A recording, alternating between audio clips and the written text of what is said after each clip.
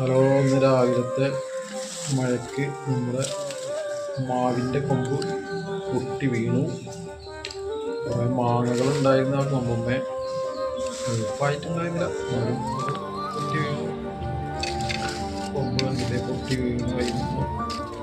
അതിന് ഇത്തിക്കണ്ണി ഉണ്ടായിരുന്നു. ഇത്തിക്കണ്ണി ഉണ്ടായെങ്കിൽ തന്നെ മരമേലെ മരത്തിൻ്റെ വില പോകും. അതിൻ്റെ പുറത്ത് ഈ മാങ്ങ കൂടുതലായും ഉണ്ടായിരുന്നു. അത് കാരണം അത് രാവിലത്താണ് മഴയിൽ പൊട്ടി വീണു. രാവിലെ നീച്ച് നോക്കുമ്പോൾ കൊമ്പ് താഴെ കിടക്കുന്നുണ്ട്. അതൊക്കെ ഒരു 10 മിനിറ്റ് കൊണ്ട് അത് വെട്ടി ക്ലിയറാക്കി, വെട്ടി റെഡിയാക്കി ക്ലിയർ ചെയ്തു. മാങ്ങ മാങ്ങ കുറച്ചുണ്ടായിരുന്നു, അതെടുത്ത് എല്ലാവർക്കും കൊടുത്ത് അതിന് ഏകദേശം ഫിനിഷാക്കി. അപ്പോൾ ഓക്കെ, വീണ്ടും സന്ധിക്കും വരെ വണക്കം.